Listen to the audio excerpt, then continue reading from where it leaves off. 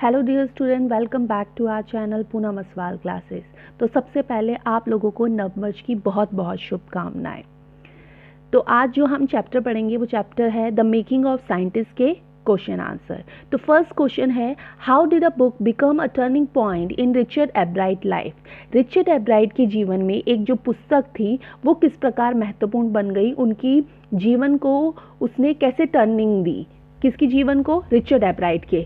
Answer is the book the travels of monarch X became a turning point in Richard Ebright life because it open a world of science to him.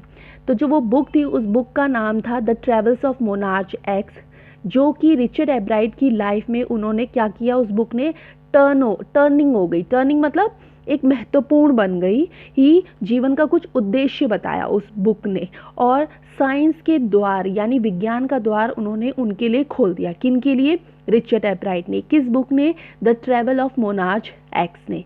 Due to this book he could communicate doctor Frederick आर्गहर्ट।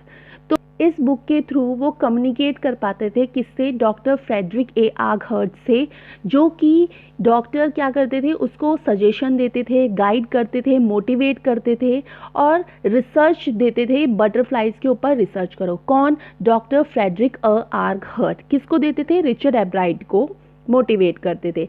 This lead to his famous theory how cells work. इसी से Richard Ebright ने कौन सी theory develop की थी? How cells work. It became a landmark of his career. तो यही था Richard Ebright की जिंदगी में एक लैंडमार्क था उनके करियर के लिए, और वो बुक इसलिए महत्वपूर्ण बन गई। कौन सी book? The travels of monarch X. Now second question is, how did his mother help him. उनकी माँ, किसकी माँ? रिचर्ड एब्राइट की माँ ने उनके जीवन में किस प्रकार से सहायता की। Answer is Ebright mother took him on a trips, bought him telescope, microscope, camera, mounting material and other equipment. तो रिचर्ड एब्राइट की जो मदर थी वो उनको ट्रिप में लेके जाया करती थी। उनको उन्होंने दूरबीन दी, सूक्ष्मदर्शी दी, कैमरा दिया और माउंटेनिंग मटेरियल मतलब जो पर्वतारोही की जो कुछ वस्तुएं होती है वो इक्विपमेंट दिए, और भी अदर इक्विपमेंट दिए। किनको? रिचर्ड एब्राइट को।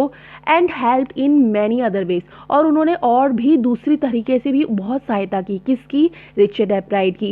Every evening they work together at the dining room table. हर शाम को वो डाइनिंग रूम के टेबल में अपने बेटे यानी रिचर्ड एब्राइट के साथ बैठती थी और उनके साथ काम करती थी। If Ebride had nothing to do, she would find learning work him. She encouraged him for his reach work. अगर रिचर्ड एब्राइट के पास कोई भी काम नहीं होता था तो वो क्या करती थी? उनके लिए काम ढूंढती थी। कौन? रिचर्ड एब्राइट की मदर। और वो हमेशा रिचर्ड एब्राइट की मदर उनको क्या करती थी? एनकरेज करती थी। किसको? रिचर्ड एब्राइट को। तो ऐसे रिचर्ड एब्राइट की माँ उनकी सहायता करती थी। Now question number third is, what lesson does Ebride learn when he does not win anything at a science fair? जब एब्राइट विज्ञान मेले में कुछ नहीं जीत पाते तो वो क्या सबक सीखते हैं? Answer is when Ebride does not win anything at a science fair। जब रिचर्ड एब्राइट कोई भी प्राइज नहीं जीतते, कहाँ पे? साइंस फेयर में। साइंस फेयर मतलब विज्ञान का जो मेला लगा था। he learned that simply making a neat display of a science is not sufficient, but it should be related with real experiment.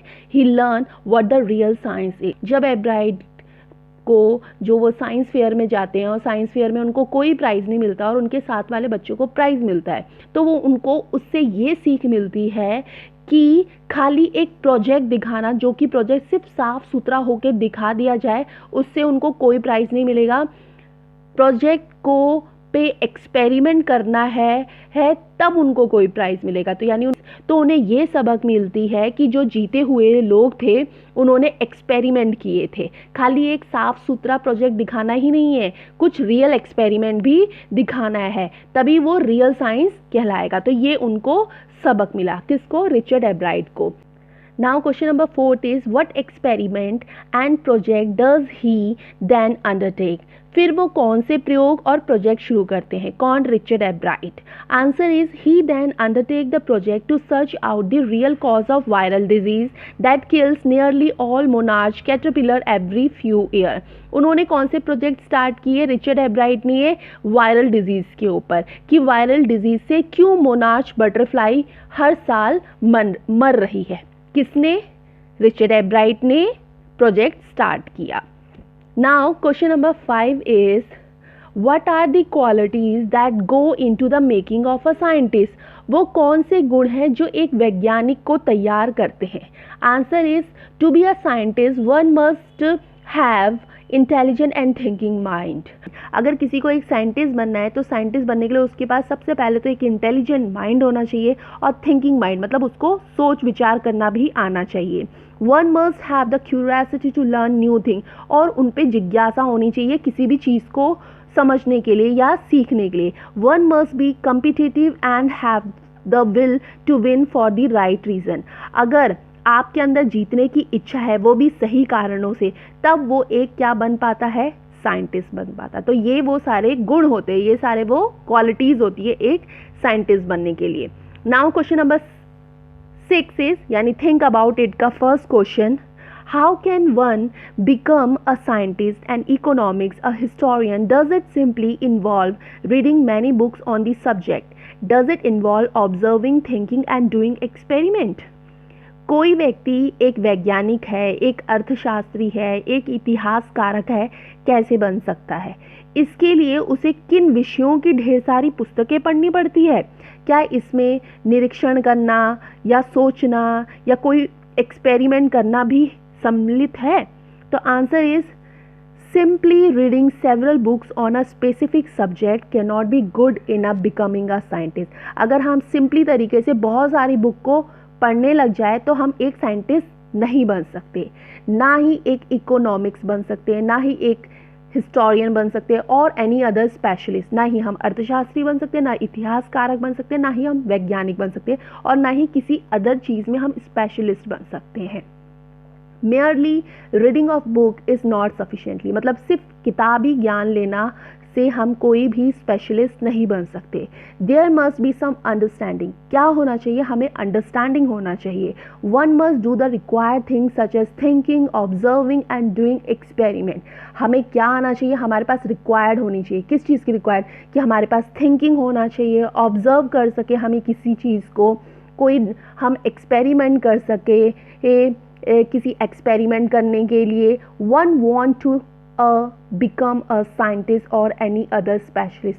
तब हम एक साइंटिस्ट बन सकते हैं या कोई भी अदर स्पेशलिस्ट बन सकते हैं, चाहे वो इतिहासकार हो या अर्थशास्त्री हो या वैज्ञानिक हो.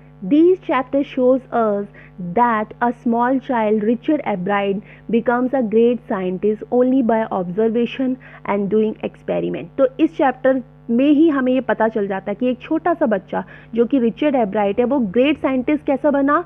क्योंकि उसको ऑब्जर्वेशन था, वो एक्सपेरिमेंट करना चाहता था. कौन? Richard Ebright. He relates his learning to the real life situation and exclaim the scientific world. उसने अपनी साइंटिफिक वर्ल्ड में जो रियल लाइफ की जो सिचुएशन थी उससे उसने एक्सपेरिमेंट करना शुरू किया. किसने? रिचर्ड एब्राइट ने. तो खाली एक पुस्तकों का ज्ञान होना ही काफ़ी नहीं है.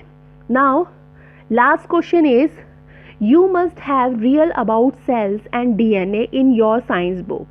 Discuss Richard Ebrard's work in the light of what you have studied. If you get an opportunity to work like Richard Ebrard on project and experiments, which field would you like to work on and why? आपने अपनी science की book में sales के बारे में, DNA के बारे में तो पढ़ा ही है. तो रिचर्ड एब्राइट ने जो काम किया, जिसे अभी हमने चैप्टर में पढ़ा था, उसको ध्यान में रखते हुए चर्चा कीजिए.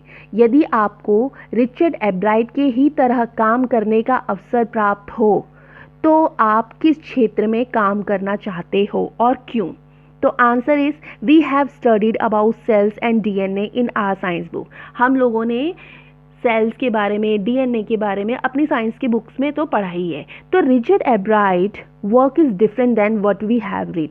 तो रिचर्ड एब्राइट ने तो जो काम किया वो थोड़ा डिफरेंट ही था कि वो बटरफ्लाइज को क्या करते थे, जैसे कलेक्ट करते थे, कितने सालों से कलेक्ट करते थे, फिर उनको टैग भी करते थे। तो वो तो डिफरेंट है हम लोगों से, क्योंकि हम लोगों ने वो नहीं किया। I would like to research on the function of human brain. अगर हमें मौका मिलता है किसी चीज़ का रिसर्च करने के लिए तो मैं किस में जाऊँगी, ह्यूमन ब्रेन पे जाऊँगी, इंसानी दिमाग में जाऊँगी। It has always perplex me why one person is more intelligent than other. ये क्वेश्चन मेरे को हमेशा सूझता है कि एक इंसान दूसरे इंसान से ज़्यादा इंटेलिजेंट कैसे है। How different activities are control by the brain and from where it get command to do the things. और डिफरेंट जो एक्टिविटीज़ है वो कंट्रोल करता है हमारा दिमाग, और वो कैसे करता है और वो कैसे कमांड देता है। तो ये इन सारी चीज़ों के बारे में क्या करना चाहूँगी, एक्सपेरिमेंट करना चाहूँगी। So now we come to end this question answer.